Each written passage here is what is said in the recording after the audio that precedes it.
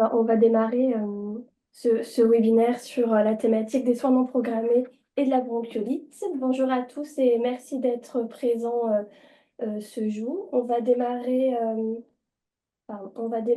avec Flore qui va nous présenter notre démarche. Et moi, je suis Mathilde, je suis donc chargée de mobilisation territoriale CPTS et donc Flore à côté est kiné et chargée de mission en santé publique. Et ensuite, on laissera la parole à deux CPTS, la CPTS Noé Santé dans le 91 et la CPTS du Confluent qui est dans le 78. Donc, Alors vas-y. simplement pour celles et ceux qui sont connectés, merci. Et si vous ne connaissez pas l'URPS, simplement un petit rappel, donc c'est une association qui a pour mission de représenter les kinésithérapeutes libéraux franciliens et de les accompagner dans leur pratique et de valoriser les actions qu'ils peuvent porter en santé publique. Si vous voulez en savoir plus, notamment la distinction entre les actions de l'URPS et des syndicats et de l'ordre, il y a un petit QR code à l'écran où il y a un petit récapitulatif voilà, de qui fait quoi. Et bien sûr, n'hésitez pas à nous contacter par mail pour si vous avez des questions sur notre périmètre d'action et comment est-ce qu'on peut vous aider au quotidien. Nous, on a vraiment une action santé publique. Et notamment par rapport au CPTS, notre objectif, c'est d'accompagner les CPTS à collaborer mieux avec les kinés et d'aider les kinés à mieux s'intégrer au sein des CPTS. Je laisse Yvan, qui est connecté, qui est notre président, peut-être rajouter quelques mots sur les URPS si j'ai oublié des choses importantes. Yvan, c'est le moment. On t'entend pas? Ah, Hop, bon. c'est bon, j'ai mis mon micro. Oui, donc bonjour à toutes et à tous. Comme vous le savez, et comme vient de le dire Flore et Mathilde, on est là pour porter des projets de santé publique, mais on est là aussi pour accompagner les kinésithérapeutes et notamment les kinésithérapeutes à entrer dans les CPTS, d'où ces webinaires qui sont après retransmis en replay sur notre site pour pouvoir donner des informations aux kinésithérapeutes libéraux d'Île-de-France pour qu'ils sachent ce que font déjà les kinésithérapeutes au sein des CPTS sur des parcours un peu emblématiques comme la bronchiolite et les soins non programmés aujourd'hui. Mais on en a fait d'autres sur la santé mentale, le sport santé, et vous avez la liste, et vous aurez la liste bien évidemment de tous les rendez-vous et tous les mardis et les premiers mardis de chaque mois où on va pouvoir vous présenter ce que font les kinésithérapeutes dans les CPTS. Donc merci aujourd'hui aux présidentes et présidents ou membres des bureaux des CPTS qui vont prendre la parole et bienvenue à tous. En une minute top chrono, petite synthèse rapide d'une enquête qu'on a fait l'année dernière auprès des kinés franciliens pour prendre la température un peu de pourquoi ils s'investissaient en CPTS, quelles étaient leurs motivations. Et donc, notamment, ce qui était intéressant, c'était que plus d'un tiers d'entre eux disaient que c'était pour rejoindre, non, pas plus d'un tiers, 30% pour rejoindre une dynamique collective et puis pour récupérer de l'information sur le territoire. C'était vraiment les deux motifs principaux d'investissement des kinés au sein des CPTS. Et notamment, plus du quart, 28%, étaient principalement intéressés par des missions d'amélioration des parcours des patients.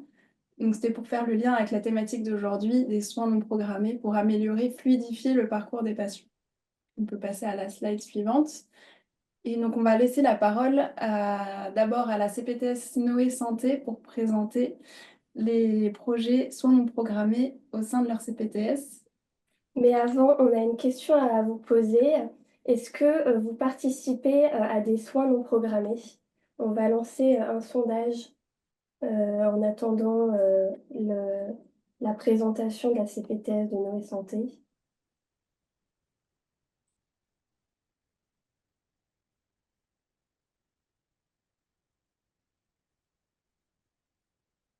Alors, pour répondre, pour l'instant, on a plus de non que de oui. Ça va peut-être changer. Vous êtes 9, 10 à répondre sur les 18 connectés. Ah, c'est 50-50. Là, on est à 50-50. On en a 6 qui disent oui, 6 qui disent non.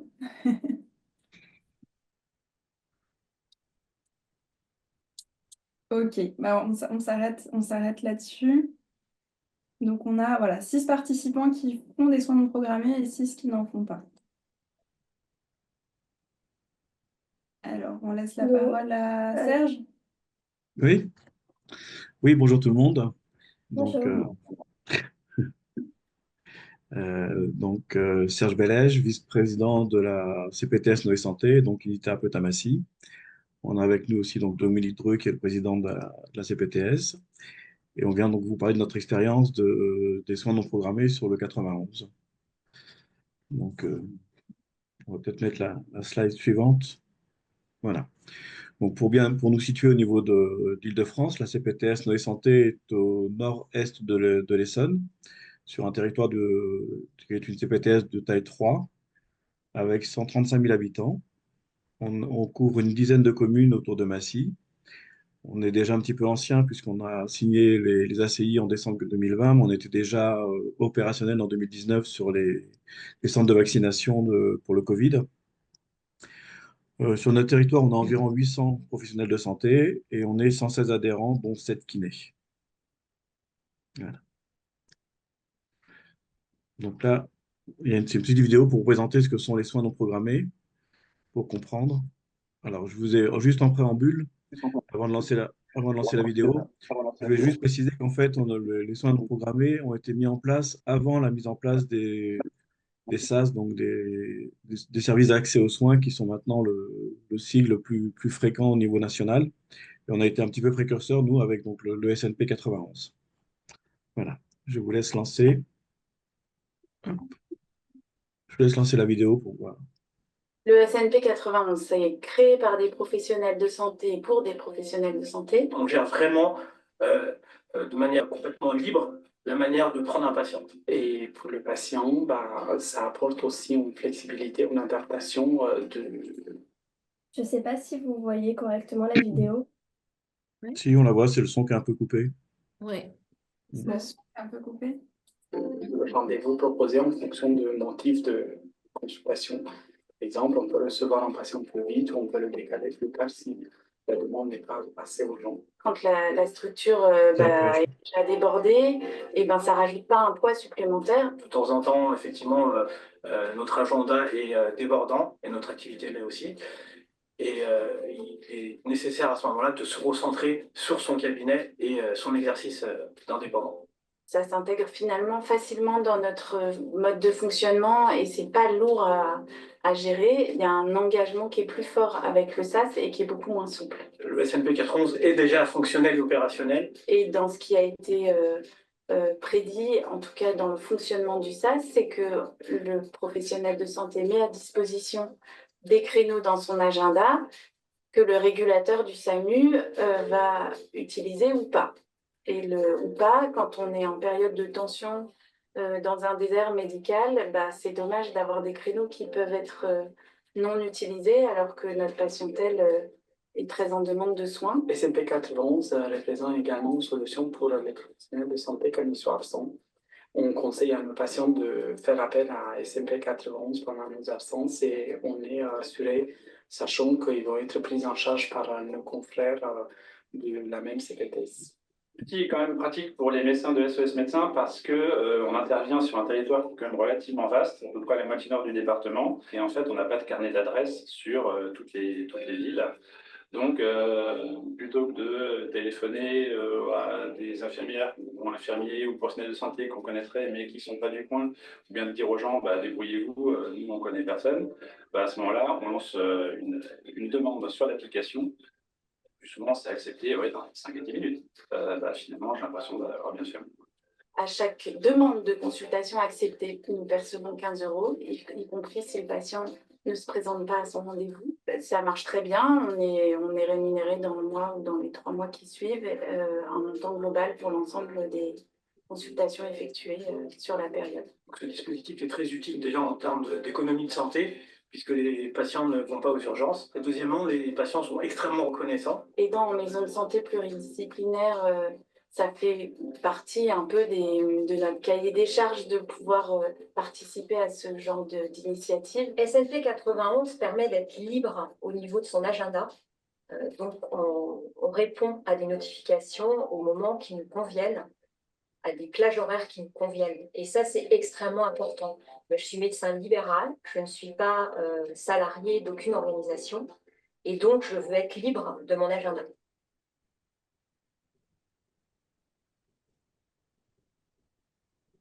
Voilà. Donc, c'était une petite présentation donc, du système SNP 91 par les médecins qui y participent, puisque bon, initialement, c'était quand même pour pouvoir avoir un rendez-vous avec un médecin, surtout généraliste, le plus rapidement possible. Hop, on va passer sur la slide suivante. Voilà. Donc, comment ça fonctionne? En fait, les patients appellent le numéro de SNP 91. Il y a une opératrice qui les prend en charge, qui leur répond. Il regarde si le protocole correspond et si on peut inclure ces patients. Donc, si on peut en fait demander à un médecin ou à un kiné de donner un rendez-vous. Après, il y a un déclenchement par l'outil numérique qui est Entracte. Et, et après, donc, le médecin, enfin, le professionnel de santé va venir répondre à la demande. Il y a un déclenchement qui se fait sur son appli et celui qui est libre peut à ce moment-là répondre au patient pour le prendre en charge.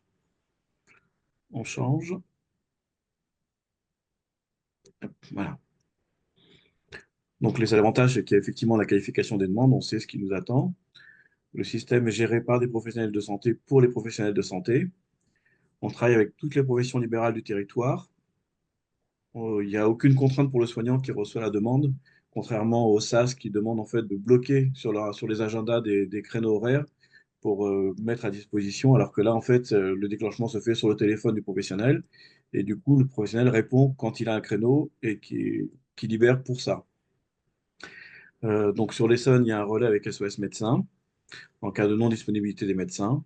Et en plus, il y a une indemnisation des professionnels acceptant les demandes, même en cas de non-venue des patients. Donc, comme vous avez pu entendre dans le film actuellement, on a 15 euros de plus qui sont payés par les CPTS par rapport au prix de la consultation parce qu'on a accepté ce type de soins.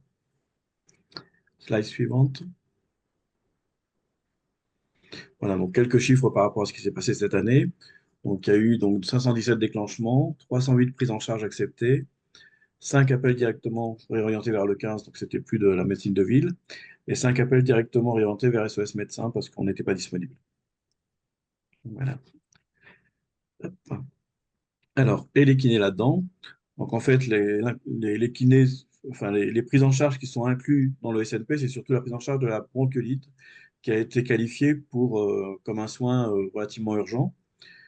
Donc, il y a une inclusion des kinés volontaires au code SNP donc, pour cette prise en charge. Donc, comment ça se passe? Comme je vous ai expliqué. Hop, on passe. Slide suivante.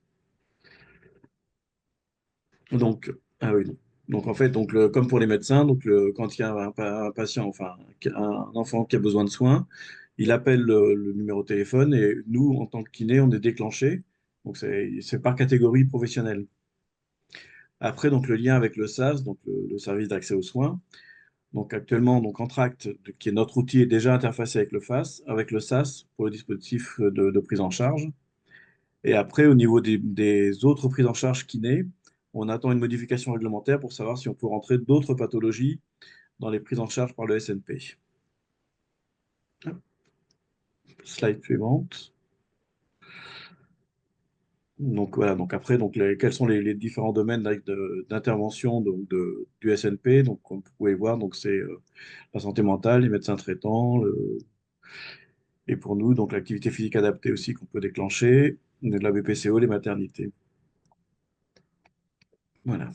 Et après, donc, il y a comment venir télécharger en track. Après, donc, les CPTS et les kinés. Donc, comme je vous ai dit, donc, actuellement, les seuls soins qui sont reconnus, c'est SNP bronchiolite. Après, les autres possibilités, c'est donc qu'on organise au niveau de la CPTS, c'est les journées du dos, c'est les liens avec les maisons sport santé, donc l'activité physique adaptée.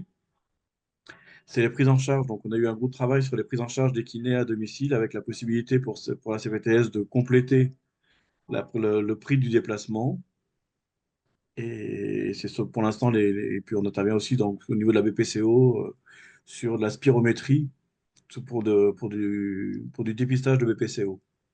Donc voilà les grands domaines dans lesquels les kinés interviennent dans notre CPTS et dans le GIE, donc qui est de l'inter-CPTS au niveau du Nord-Essonne.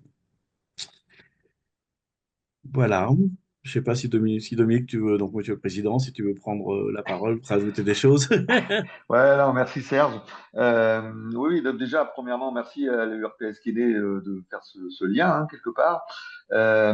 Donc, dès le départ, comme l'a dit Serge, faut comprendre, c'est en 2021 qu'on a lancé le SNP. Et la première chose qu'on a fait avant de lancer le SNP, c'était de réunir les professionnels de santé, les kinés d'un côté, les pharmaciens de l'autre, les infirmiers, les sages-femmes. Enfin, chaque catégorie de professionnels de santé a été intégrée dans la réflexion pour savoir qu'est-ce qui lui paraissait pertinent pour être pris en charge, pour être intégré, quoi. Donc c'est un travail collectif, et parce que les CPTS, c'est effectivement du pluripro, hein, par définition, et on l'a mis en application dès le départ, notamment sur ce sujet-là. Donc, sinon, la présentation me paraissait complète, puis je pense que tu vas pouvoir répondre aux questions dès qu'il est mieux que moi, je pense, Serge. On sera deux.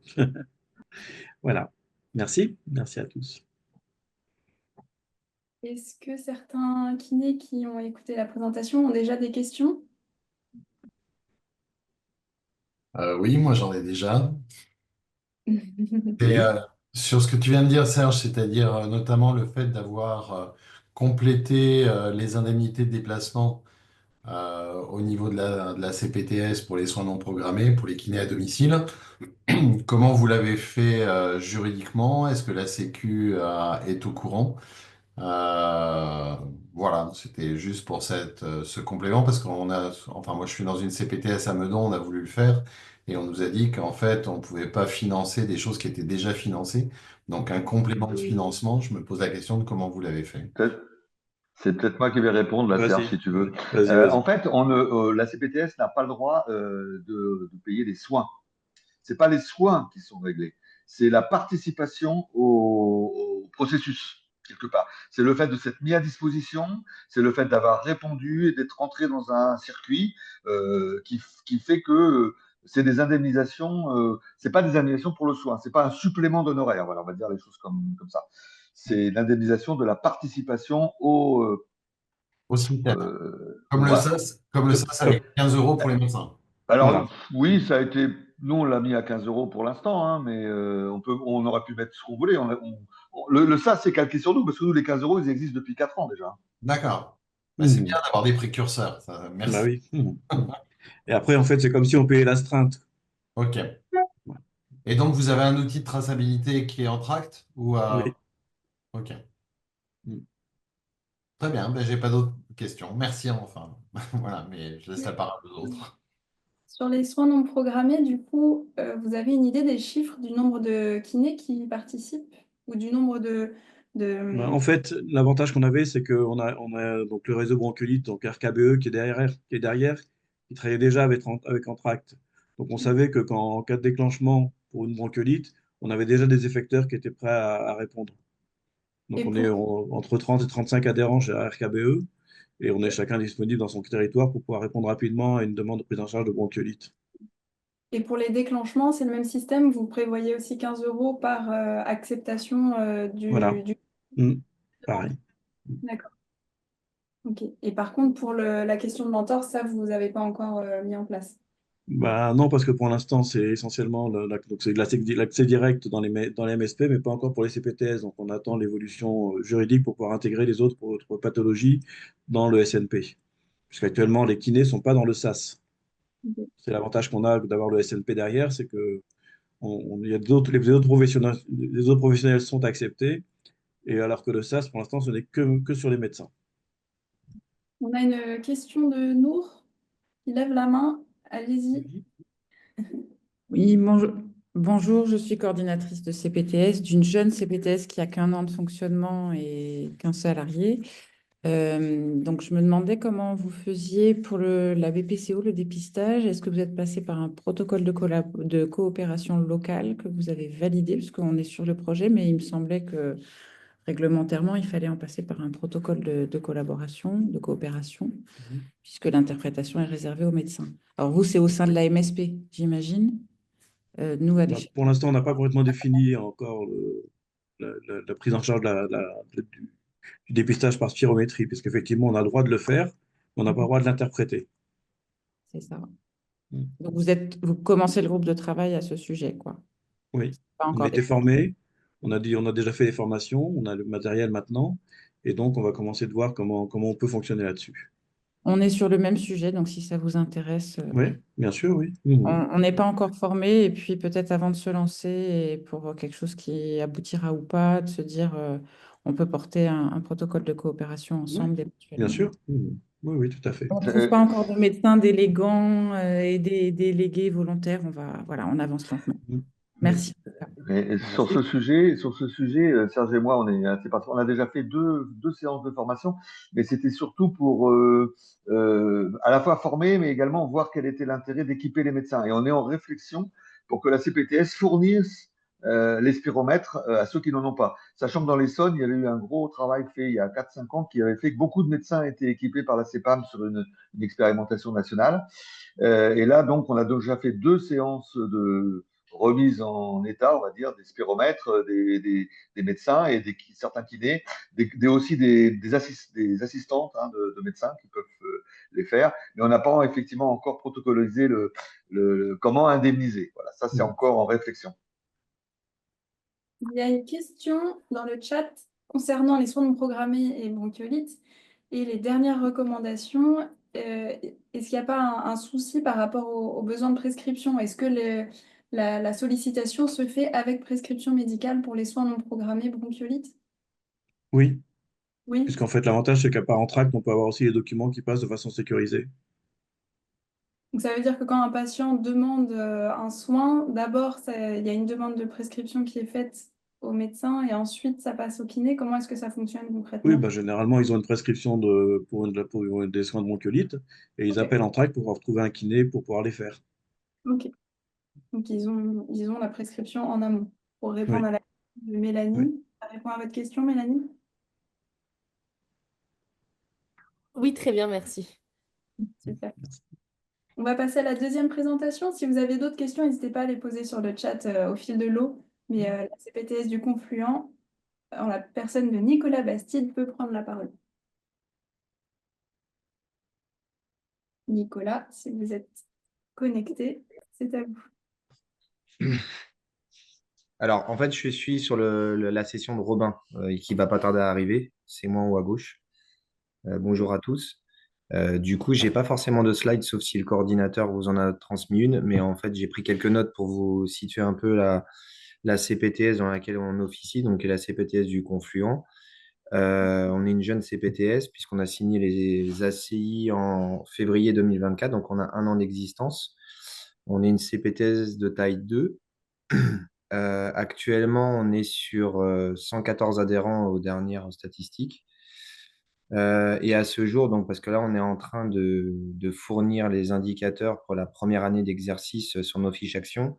Donc, à ce jour, on a 15 fiches actions qui sont en route.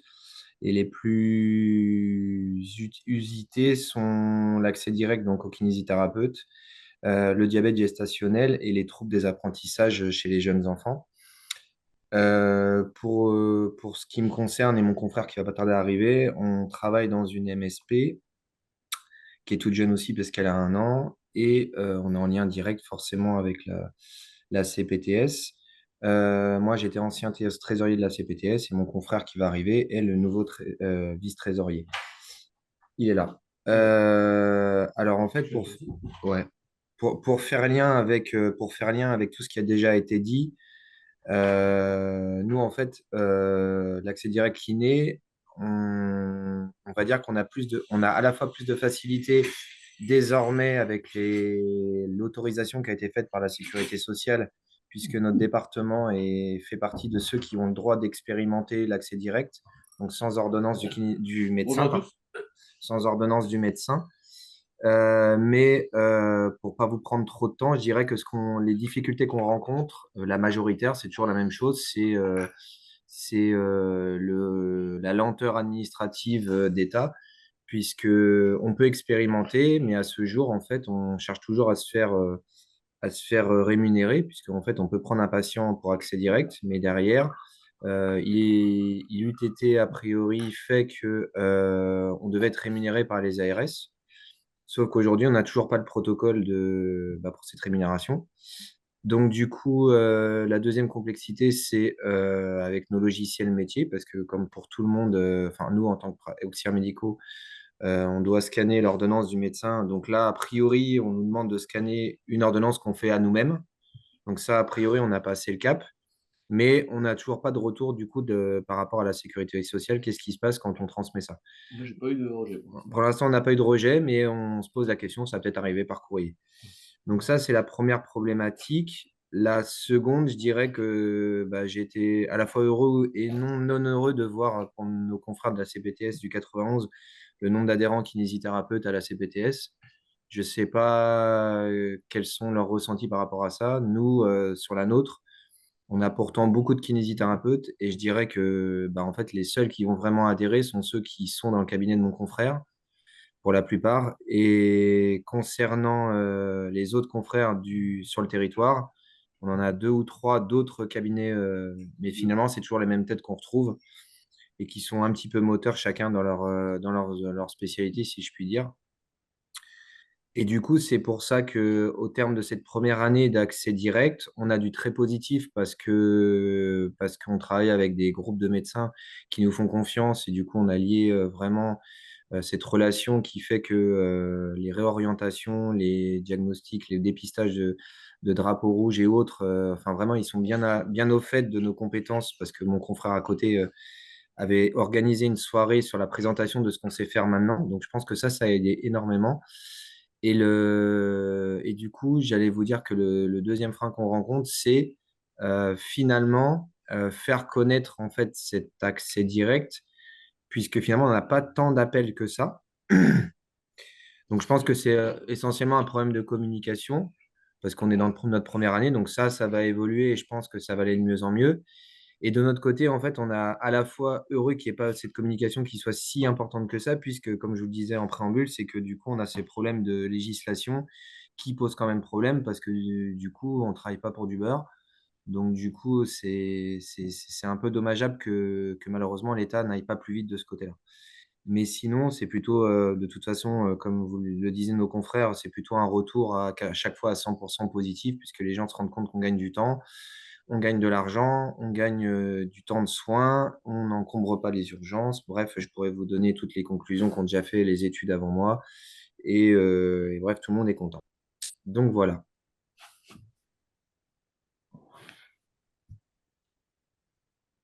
Alors, peut-être que vous seriez intéressé pendant que les questions viennent. Si vous avez des questions, n'hésitez pas à les mettre dans le chat ou à lever la main. Simplement, moi, je pouvais vous partager le fait qu'on a lancé un groupe WhatsApp pour les kinés adhérents de CPTS qui puissent s'échanger des bons plans, des bonnes pratiques. Alors, je ne sais pas s'il y a d'autres kinés adhérents de CPTS qui sont dans des territoires où ils peuvent mettre en place accès direct avec lesquels vous pourriez échanger. Mais quand même, peut-être que ça peut vous donner un peu de soutien, de pouvoir échanger avec d'autres kinés investis, mais sur d'autres territoires, ça permet quand même d'échanger des idées. Donc, n'hésitez pas à vous inscrire sur ce groupe qu'on a lancé si vous le souhaitez. Et après, pour ce qui est de manière générale, essayer de lever le frein de l'investissement des kinés en CPTS, c'est ce qu'on essaie de faire, entre autres, par ces webinaires, de faciliter les échanges, d'essayer de fournir de la documentation. Enfin, n'hésitez pas si vous avez des idées de choses qu'on peut mettre en place pour vous aider à mobiliser les kinés sur votre territoire. Nous, on a le même objectif. Est-ce que vous avez des questions, les personnes qui nous écoutent, sur la présentation qui vous a été faite ou sur celle d'avant, programmée? L'accès direct. Moi, j'avais une question encore, donc ayant Tourjanski, le président de l'URPS. Sur votre accès direct, est-ce que vous avez des indicateurs de satisfaction des patients, par exemple? Attends, on va se mettre dans le bureau, peut-être. Je ne sais pas si. Là, j'ai l'impression que. Ah, on est dans... Bon, attends, on va aller dans le bureau. On est bugué. Ouais. Ah, c'est bon. Il y a Oui, excusez-nous, je crois qu'on va se rapprocher d'une box Ouais. parce qu'on vous a pas entendu du tout. D'accord. Bah, je vous disais, là, on vous voit bouger dans votre salle. Ouais. C'est bien, Ouais. on voit en plus votre cabinet, c'est parfait.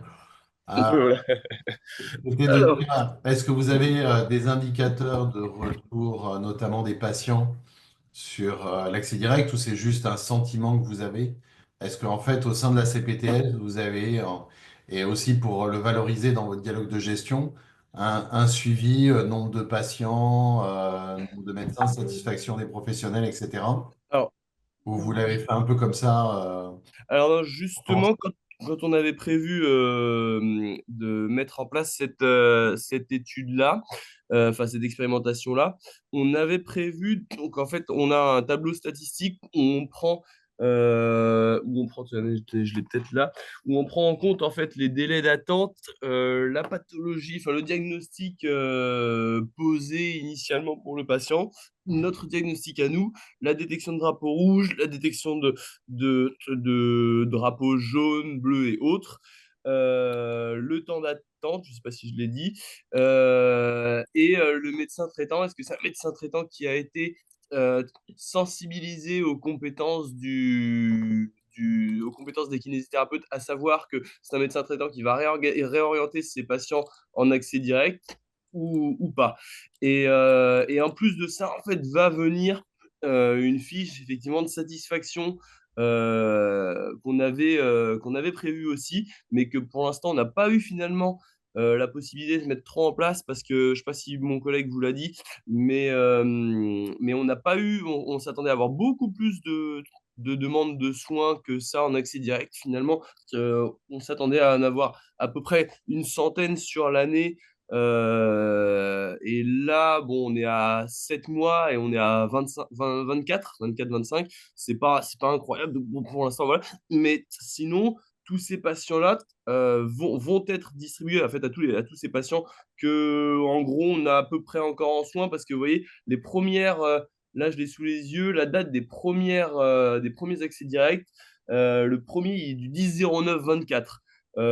C'est pas moi qui l'ai pris en charge, c'est un de mes confrères. Je sais pas s'il l'a toujours en soin, il faut que je lui demande, mais en tout cas, effectivement, on a prévu une distribution d'une fiche de retour, en fait. Je sais pas si ça va encore être, je sais pas encore si ça va être en Google Sheet ou en version papier, mais qu'on va pouvoir distribuer aux patients pour avoir effectivement leur retour sur l'accès direct. Je pense qu'on va essayer de compter des critères objectifs et des critères subjectifs, à savoir une satisfaction de 0 à 10 sur le délai d'attente et sur la prise en charge, et puis peut-être un mot sur lequel on pourrait fonctionner par mots-clés, peut-être pour comptabiliser et faire des statistiques après. Mais oui, oui, ça c'est prévu. D'accord, merci. Et donc, vous disiez que vous attendiez le financement de la Sécu. Est-ce qu'il y a un financement CPTS par patient?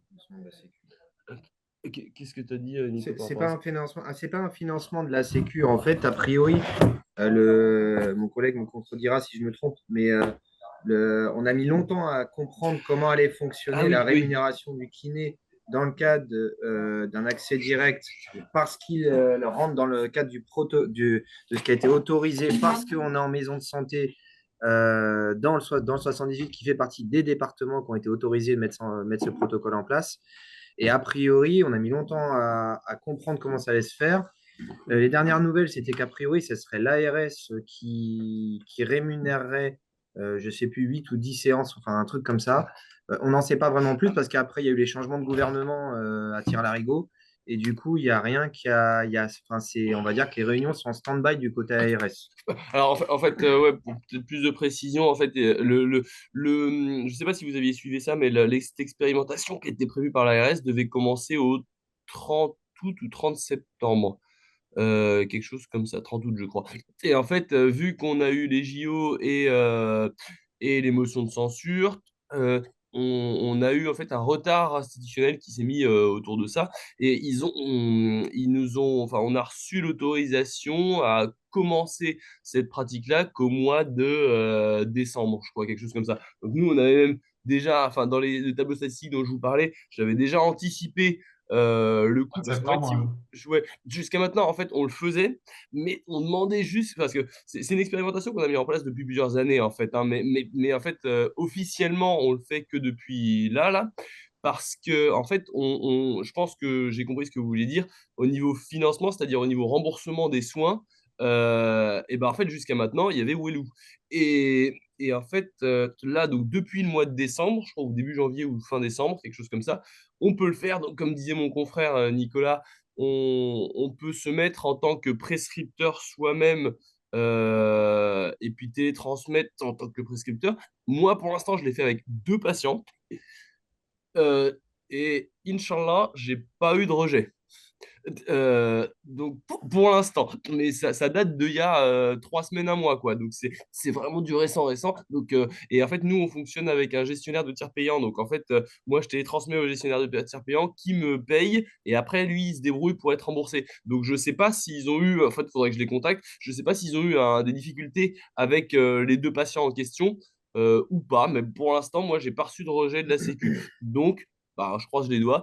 Et puis, j'en ai un nouveau que je vais télétransmettre là dans la semaine. Je vais voir ce que ça donne. Mais pour l'instant, on touche du bois. Et comme disait mon collègue Nicolas, on a 8 séances en fait qui sont qui sont remboursables par la Sécu, comme ce qui avait été paru au journal officiel.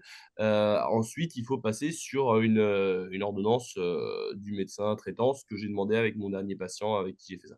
Voilà. Je sais pas si j'ai répondu à votre question. Oui, oui, à peu près. Donc, il n'y a pas de financement CPTS particulier pour cette expérimentation. En fait, On reste sur le prêt. C'est tout. on avait prévu un dédommagement par rapport à la fiche action qu'on avait mis en place via notre CPTS. Mais alors, pour tout vous dire, on l'a mis en place en 2019, ce truc-là. Et j'ai plus aucun souvenir de combien on avait dit qu'on allait se rémunérer. Parce qu'en fait, en plus, on ne peut pas appeler ça de la rémunération, c'est du dédommagement. Euh, mais c'est substantiel, hein. Je crois on s'était dit 20 euros parce qu'en fait, c'était à une époque où on n'allait pas du tout être remboursé par la Sécu. Et donc, on s'était dit 20 euros par bilan de patient en accès direct, étant donné que nous, en fait, l'idée, c'était de faire le bilan en accès direct et de réorienter, pas de réorienter, mais de communiquer le bilan directement au médecin traitant pour qu'il nous communique une ordonnance en retour. Vous voyez ce que je veux dire? On n'avait pas encore cette notion de télétransmettre et finalement de ne pas passer du tout par le médecin traitant. Ok, bah, merci.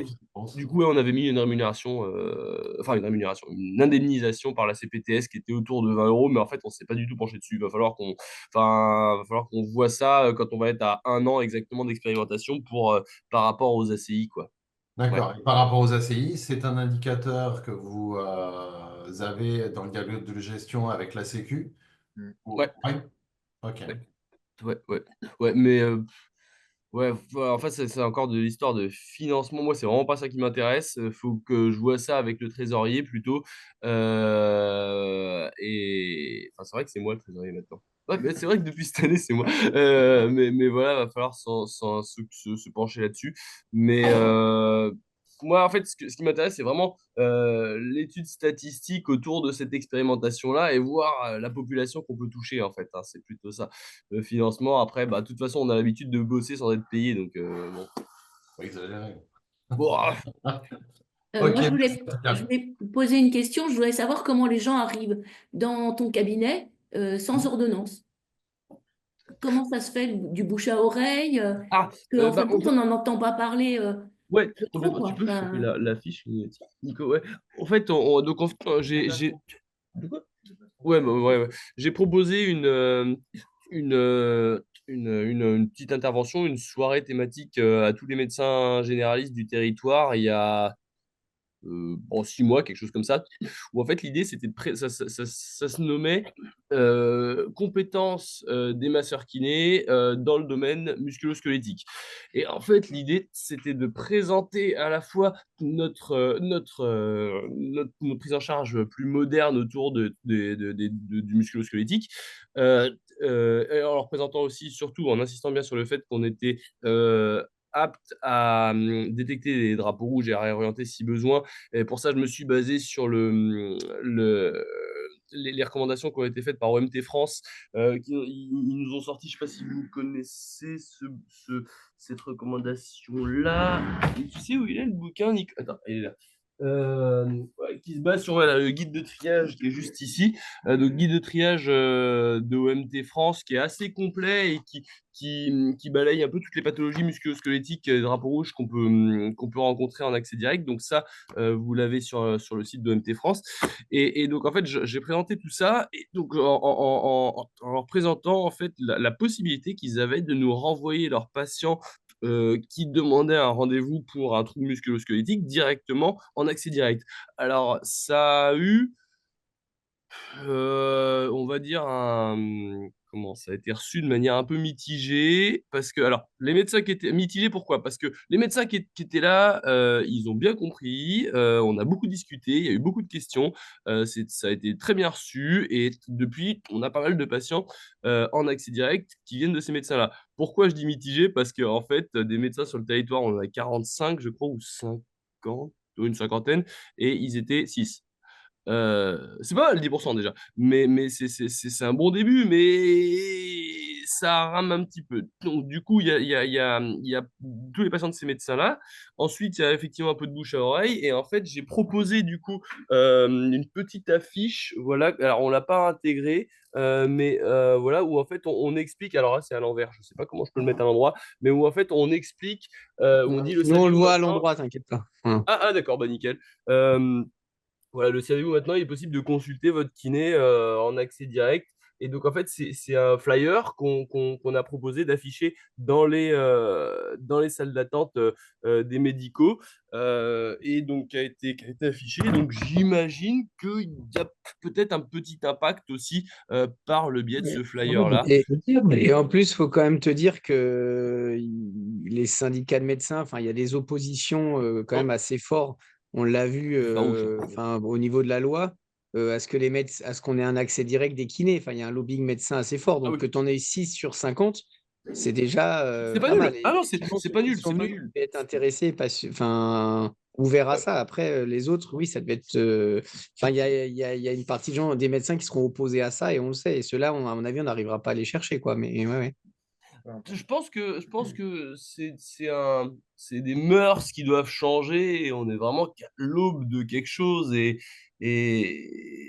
quand on voit un petit peu le quand on voit un petit peu finalement, j'ai envie de dire, le manque d'ouverture qu'on a sur ce qui se fait, enfin, quand je dis qu'on a, c'est tous les professionnels de la santé, sur ce qui se fait à l'international, en fait, on se dit que peut-être en promulguant ça, en encourageant ça, on va peut-être pouvoir avoir, enfin, peut-être qu'ils vont se dire, ah, bah, comment ça fonctionne au Canada, comment ça fonctionne aux États-Unis, en Angleterre, et en fait, de voir, en fait, peut-être qu'on peut améliorer le système de soins, en fait, les mœurs vont un petit peu changer. Enfin, c'est ce que j'espère. L'avantage aussi de travailler en CPTS, c'est qu'ils sont plus ouverts à notre demande et on a un échange qui est plus riche. Tout à fait. Donc l'idée aussi évolue qu'on puisse avoir un accès direct. Tout à fait. J'en profite, Serge, il y a une question de Nour sur le chat concernant le SNP 91. Quel est le coût et est-ce que c'est soutenable? Avez-vous embauché quelqu'un pour réceptionner les appels? Je lui ai répondu sur le chat, mais je ne sais pas Ah, si vous l'avez en message direct ou pas. non, on n'a pas eu la réponse à ça. D'accord. Bon, bah, pour répondre pour tout le monde, en fait, le coût pour le SNP 91, c'est le coût d'abonnement à l'outil Entract, qui a quand même un certain coût, mais de toute façon, qui rentre dans nos ACI, donc ils sont couvertes aussi parce que le financement des ACI. Et sinon, on n'a pas de personnel dédié. C'est-à-dire qu'en fait, c'est eux qui traitent les demandes et qui les réorientent. Et après, nous, le seul coût par rapport à l'abonnement à Entract, c'est effectivement les 15 euros par prise en charge des professionnels. Peut ajouter, Serge, c'est qu'on a réussi à mettre ça en place parce qu'on était une inter-CPTS avec pas mal de CPTS. Hein. Donc effectivement, on a mis en place cette plateforme et on a mutualisé le coût de cette plateforme. Oui, merci. Par rapport à d'autres solutions, enfin en tout cas actions qui existent en termes de soins non programmés, il y a les deux réseaux qui sont bien implantés en Île-de-France, Réseau Bronchiolite et RKBE, dont Serge nous a déjà parlé. Et aussi, on voulait simplement vous parler d'expériences de soins non programmés qui ont lieu dans d'autres régions, donc notamment en région Centre-Val de Loire, où ils ont élargi les motifs de consultation au-delà de la bronchiolite. Alors le tableau est peut-être un peu petit, mais l'idée c'est que là, à l'écran, il y a 6 CPTS de taille 3, donc c'est quand même des grosses CPTS, qui ont mis en place des expériences de soins non programmés sur des motifs, par exemple. Donc il y a la bronchiolite, mais il y a aussi tout ce qui est chirurgie qui a été non programmée, chirurgie post-opératoire non programmée, d'accepter des patients qui ont Qu'est-ce qu'il y a d'autre comme exemple? Il y en a beaucoup. Donc, on a dit le post-op immédiat non programmé, les troubles musculo-squelettiques aigus, la continuité de soins aussi sur des kinés qui partent en congé, qui n'ont pas réussi à trouver de remplaçants, qui du coup peuvent proposer à leurs patients d'aller voir des confrères avec ce système-là. Et du coup, l'investissement des kinés est très varié sur ces expériences-là. Par exemple, sur la première ligne, la CPTS du littoral vendéen, les kinés qui participent, donc il y a une vingtaine de kinés investis, ils proposent un créneau de 30 minutes par semaine.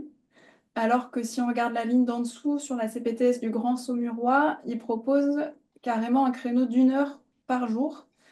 Donc c'est très variable. Il y en a qui proposent donc c'est ça, un créneau de 30 minutes hebdomadaires, d'autres c'est 2-3 créneaux, 2 à 4 créneaux par semaine. Il y en a qui font qu'une seule consultation, d'autres qui se disent qu'ils ont jusqu'à 3 séances à proposer aux patients en attendant qu'ils trouvent une solution, enfin un kiné disponible pour le prendre en charge sur plus longtemps. Et donc voilà, c'était intéressant de voir que en centre Val-de-Loire, ils ont quand même lancé pas mal de projets de soins non programmés. Donc là, c'est pas de l'accès direct, hein, c'est vraiment dans leurs compétences, dans leur périmètre de compétences actuels, simplement proposer des créneaux plus rapides, juste sur 1, 2 ou 3 consultations, en attendant que le patient ait accès à un suivi un peu plus long. Est-ce que vous avez des questions là-dessus? C'est simplement pour vous présenter un peu ce qui se fait ailleurs. Il y a un QR code à l'écran, vous pouvez accéder aux documents qui précisent un petit peu ces projets-là, mais il faut un peu fouiller dans le document parce qu'il y a d'autres choses qui sont présentées dedans. On vous l'enverra de toute façon à la fin du webinaire. Après, pour revenir sur les soins de ce type-là, on a actuellement un accord donc, sur le 91 aussi entre RKBE et la CEPAM et les CPTS justement, sur la prise en charge des sorties Prado, BPCO et IC, de telle façon à ce que dans les 15 jours qui suivent leur sortie, il y a une prise en charge avec un kiné. Même si ce n'est pas eux qui feront le suivi derrière, mais au moins il y a déjà un premier bilan qui est fait et les premières séances qui sont faites dans les 15 premiers jours. Et ça, c'est justement. Suffisamment de kinés participants sur le territoire pour que ça tienne. Bah, actuellement, on est une dizaine de kinés qui prenons chacun 15 jours, des créneaux de 15 jours. Et donc ça tient pour l'instant jusqu'au mois de mars, mais on est en train de voir si on peut le proroger après. Et Serge, au niveau d'insuffisance cardiaque, vous prenez en charge comment et quoi? On prend en charge les sorties de Prado, donc c'est en réhab, en réhabilitation insuffisance cardiaque, on est en discussion avec la CEPAM pour avoir une dérogation tarifaire pour de telle façon que ce soit coté comme la réhab BPCO. D'accord, mais il y a la dérogation tarifaire, ça j'entends bien, mais la dérogation, entre guillemets, réglementaire L'acte. Ouais. sur l'acte, vous faites comment? Si je peux compléter, Serge, du coup, je suis Oui, bien sûr. Audrey Roussin, je suis membre d'RKBE et donc du coup, je participe à cette expérimentation. En fait, pour le moment, la solution qui a été trouvée, ça a été de dire que voilà, quand on avait des patients qui étaient en sortie d'hospitalisation insuffisant cardiaque et qui avaient besoin de rééducation membre, par exemple rééducation membre inférieur, et ben, on partait sur cette option-là. En chantant un peu voilà, le réentraînement cardio pour lequel on n'a pas la nomenclature ne nous permet pas de mettre en place. Pour le moment, voilà, c'est un peu ce qu'on a proposé. S'il y a une prise en charge respi à faire ou une prise en charge renforcement musculaire, membre inf, membre sup, après, voilà, c'est le médecin qui a l'appréciation de ça. On a proposé de prendre en charge ces patients qui finalement ont besoin d'avoir une activité physique et d'être sollicités un petit peu sur le plan voilà, de l'activité physique en sortie d'hospitalisation. Je sais pas Et vos côtés en MK28? Non, pas du tout pour le moment, tant qu'on n'a pas Ah eu oui. alors, Parce que j'allais dire là, ça va être un risque de rejet pour le coup, parce que la Sécu vérifie parce que même s'ils sont en ALD pour l'insuffisance cardiaque, la Sécu vérifie que la MK28, il est lié à la Non, mais au 100% pour la respi. Donc, non, mais bien sûr. Et puis de toute façon, si on a une prise en charge pour un insuffisant cardiaque, pour du renforcement de membre inférieur, on ne va pas prendre le même temps et ça ne va pas du tout être la même séance que de la réhabilitation cardio-respi dans le cadre d'un BPC où de toute façon, ce n'est pas du tout les mêmes types de soins, tant dans la durée que dans le contenu. Donc non, de toute façon, pour le moment, on est sur une cotation classique d'une prise en charge renfort membrin, fou respi ou ce qui a été demandé par le médecin et on attend pour le moment éventuellement cette fameuse cotation exceptionnelle de la CNAM. Moi, ça m'intéresse beaucoup parce que ma CPTS, en l'occurrence, fait une soirée bientôt sur l'insuffisance cardiaque avec la réadaptation derrière. Et je me demande bien ce qu'ils vont dire pour les kinés, puisque comme je crois que c'est Yvan qui vient de le redire, on a quand même ce problème réglementaire sur le fait qu'on n'a pas d'acte d'insuffisance cardiaque à proprement parler, quoi. Enfin, de réadaptation d'insuffisance cardiaque. Donc, tout à fait. Je pense que c'est quelque chose qui va être amené à évoluer. Nous, on a été mandaté par le directeur de la CEPAM de l'Essonne pour s'emparer de ce sujet-là. Donc, on lui a fait part de ces problématiques et on est en cours de discussion avec eux pour essayer de faire avancer ça. Mais en gros, la problématique, c'est que pour ces patients-là, on a encore du mal à proposer quelque chose en relais de l'hospitalisation et on a du mal encore à les inclure dans le parcours de sport santé parce qu'ils sont parfois un peu trop fragiles et il y a besoin d'un lien pour aller ensuite vers du sport santé. Et nous, on pourrait totalement, en tant que kinésithérapeute, avoir notre place dans cette prise en charge. Mais effectivement, tout n'est pas encore écrit et il y a encore du travail à faire de ce côté-là. Ben, on est très intéressé pour avoir ces informations parce que moi, c'est pareil. Sur ma CPTS, on a déjà un parcours insuffisance cardiaque fait avec les médecins, notamment les cardiologues. Les cardiologues voulaient intégrer les kinésithérapeutes et en fait, on a été freiné alors qu'ils ont intégré les infirmiers dans le parcours. Donc, notamment avec des objets connectés. Donc, c'est vrai que par rapport à une volonté initiale de parcours construit en réhabilitation à l'effort en cardiologie, voilà, mais j'entends et merci de faire cette expérimentation et de voir comment en fait on pourra la transposer aux autres CPTS. Donc j'entends aujourd'hui que c'est une prescription membrin plus respi, mais vous allez avancer là-dessus avec Albert Lottmann, donc très bien, on est preneur. Est-ce que vous l'avez toujours? Ça a été répondu au cours de la discussion, mais c'était vraiment le fait qu'il me semblait que pour la réhabilitation cardiaque, il fallait aussi qu'il y ait un cardiologue qui soit sur place. Et donc, du coup, un médecin, ouais, médecin. Et donc, du coup, ça diminue enfin, le nombre de possibilités. Enfin, moi, je travaille dans une maison de santé sur Montreuil et justement, on avait cette discussion-là avec les cardiologues qui sont en dessous de notre plateau de kiné. Et justement, dans la réglementation, enfin, nous, la cardiologue, elle nous disait qu'il fallait elle se proposait pour venir carrément une demi-journée sur notre plateau pour pouvoir le faire de façon réglementaire. Parce que sinon, elle disait qu'on n'avait vraiment pas le droit. Et donc, du coup, je me posais la question de comment vous faisiez, vous, sans tout ça. Oui, après, Aujourd'hui, il y a vraiment la possibilité de téléconsultation et téléexpertise. Et il faut aussi explorer ce côté-là, en fait, hein. Parce qu'en téléexpertise, il y a des possibilités. Enfin, faut vraiment utiliser tout ce qui est possible. Oui, après, aussi, juste petite précision par rapport à la cible au niveau des patients qui seraient concernés par cette prise en charge kiné. C'est des patients qui, sur le plan cardio, sont stables. Ça veut dire que c'est des patients qui présentent un risque de faire un malaise cardiaque ou de faire un arrêt, ou, qui sont très faibles, en fait. C'est des patients qui vont bien, qui sont stabilisés, et on n'est pas du tout dans la même chose que ce qu'on pourrait avoir sur des plateaux de réhabilitation cardio. Ouais. Là, il doit y avoir un cardio, un plateau, un chariot de réa et tout ça. C'est pas du tout. Enfin, voilà, on n'est pas. C'est pas le même endroit de la prise en charge, quoi. C'est différents patients. Ouais, je suis d'accord, mais c'est vrai que s'il y a un parcours fléché et que malheureusement il y aurait un problème avec un patient, même si lui il était stable, si celui qui fera le protocole, il n'a pas été respecté. Après, je me rappelle plus du texte exactement par rapport à la téléexpertise. Je crois qu'en fait, le texte, c'est il faut qu'il y ait un médecin qui puisse intervenir. C'est pas ça, Yvan, c'est la dénomination du texte? Théoriquement, mais après, Il y a le médecin et le matériel. tu peux intervenir en téléexpertise. Je veux dire, aujourd'hui, je pense qu'il y a vu les nouvelles organisations, les objets connectés, et c'est ce qui se passe sur nous, les infirmières de la CPTS dans le parcours insuffisance cardiaque. En fait, on a conventionné avec une boîte qui s'appelle Newcard et qui en fait fait le monitoring du patient à domicile. Donc, donc de ce fait-là, je pense qu'il y a des choses à envisager en fait. Voilà. En tout cas, c'est sûr qu'un cardiologue, même à l'étage du dessous, je ne suis pas sûr qu'il ait besoin de venir sur le plateau technique, hein. Oui, ça, je suis d'accord. Ouais. Parce que même à l'hôpital, tu n'as pas forcément le cardiologue qui est dans la pièce. Donc, ouais. Rob, Il y a- le concluant à lever la main. Ouais, enfin, moi, c'était juste avant pour revenir juste sur les parcours qui ont été proposés au Centre Val-de-Loire. Est-ce qu'on a un retour un peu statistique sur la population du coup de patients qu'ils ont intégrés à ces protocoles-là? Est-ce qu'il y a eu suffisamment de patients? Et si oui, comment ils ont fait pour enfin, les recruter? Comment ils ont fait? Est-ce qu'ils ont les mêmes techniques que nous pour essayer un petit peu de se faire connaître ou pas, quoi? Non, on n'a pas cette information-là. En revanche, je vais vous fournir donc ce document-là et je pense que si vous pouvez directement les contacter, ou sinon je peux les contacter pour vous pour en savoir un petit peu plus.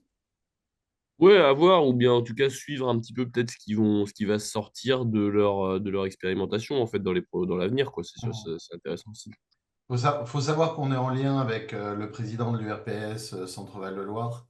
Et donc, ces expérimentations aujourd'hui, même en CPTS sur l'accès direct, hein, est fait de façon étroite avec l'ARS et avec les députés, puisqu'en fait, il y a Stéphanie Rist qui est je dirais, de cette région. Ouais. Et donc l'idée, c'est quand même aussi avec notamment l'Institut de kinésithérapie d'Orléans, d'avoir des suivis, et vraiment en lien avec de la recherche, etc. Donc ils vont sortir les chiffres bientôt. Et sur l'information aux patients, puisque c'est quand même ça, il y a beaucoup dans les maisons de santé notamment, mais après, c'est l'information qui est diffusée par les CPTS et les MSP. Et c'est vrai que la plupart du temps, c'est aussi les secrétaires médicales qui donnent l'information quand le patient veut prendre rendez-vous. Et donc, c'est vrai que le petit dépliant que tu as fait sur ta CPTS, je veux dire, là, ils le font à plus grande échelle, avec un peu comme celle de Serge, c'est-à-dire vraiment sur de l'inter-CPTS voilà, une information plus large. Mais on vous donnera tous les éléments parce que c'est vrai qu'à l'URPS, on travaille là-dessus depuis 2017-2018 aussi. Et donc, notre but, c'est vraiment de donner l'information aux uns et aux autres pour que tout le monde puisse s'en servir le plus rapidement possible. Ouais, ok, ouais. C'est une bonne idée de bosser avec les secrétaires médicaux pour ça. Bah, nous, on n'a malheureusement pas la chance d'en avoir, mais je pense qu'effectivement, ça peut être un bon levier, quoi.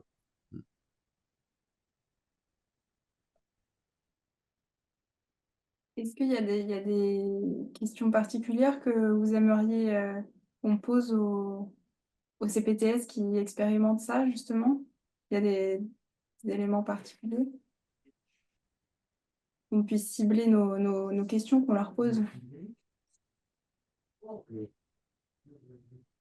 Moi, ça me semble ok.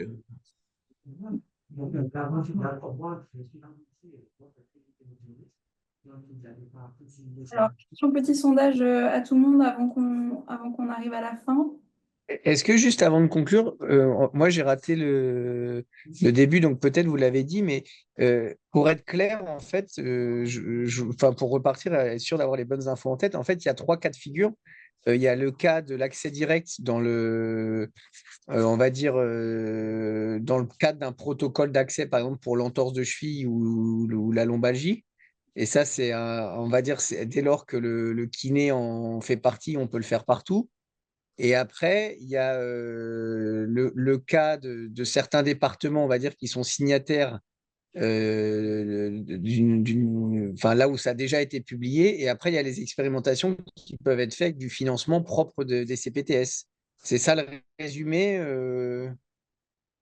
Moi, en tout cas, c'est ce que j'avais compris au moment où on a mis en place le protocole. Et on a eu de la chance que notre département tombe pile dans un département expérimentateur. Ok. Mm. Alors, normalement, en MSP, c'est tous les départements. Ok, c'était pour. Oui, oui, des MSP. Ouais, mais MSP, ça, c'est que pour le protocole lombalgie et entorse. Je crois que tous les départements. Non?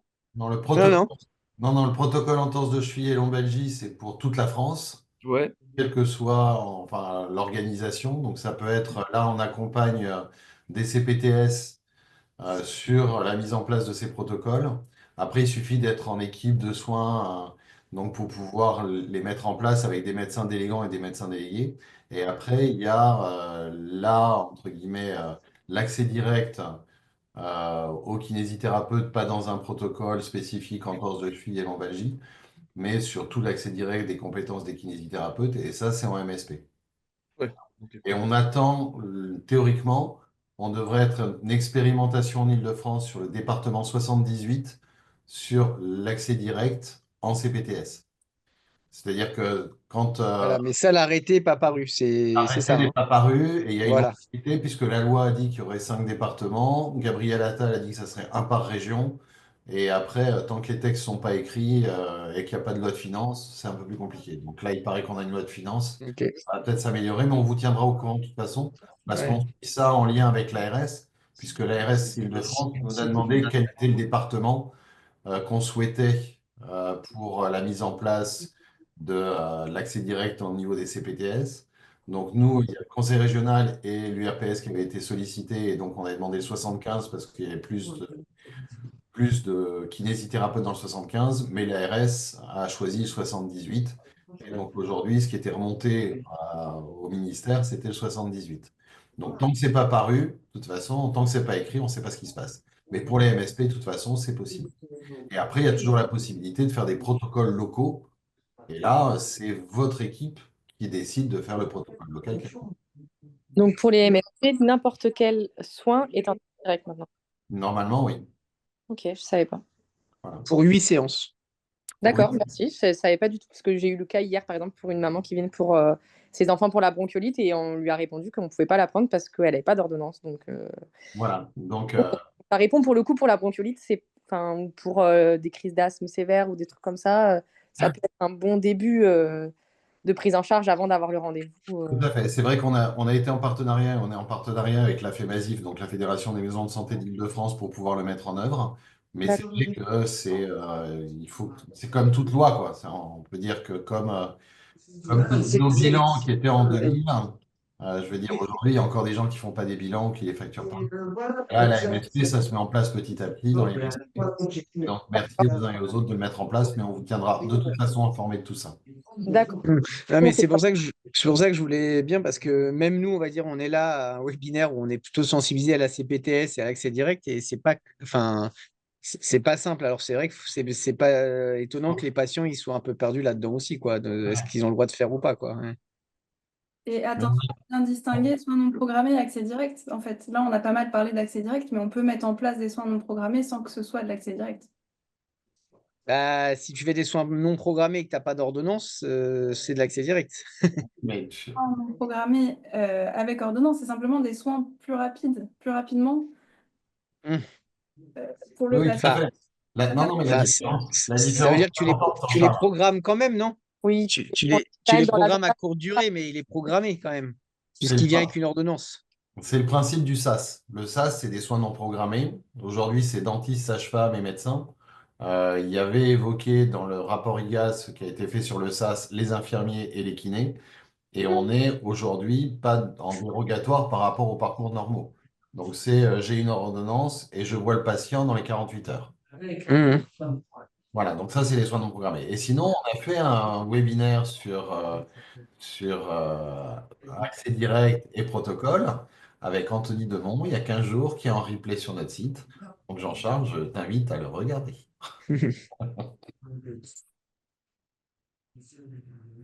Eh bien, merci à toutes et à tous. Vous avez à l'écran la liste des prochaines thématiques de nos webinaires. Vous avez aussi des QR pour retrouver nos flyers et brochures sur le rôle des kinés en CPTS, et aussi pour rejoindre le groupe WhatsApp des kinés adhérents en CPTS qui veulent échanger entre eux, tout simplement. Mathilde, tu voulais rajouter quelque On chose? se retrouve donc dans un mois pour le prochain webinaire sur l'obésité, et je vous enverrai de toute façon toutes les informations par mail, que ce soit avec la liste des CPTS de la Loire, le groupe WhatsApp et toutes nos informations sur notre site internet. Merci à tous d'être venus. Merci, bon après-midi. Au revoir. Au revoir. Bientôt. C'est pas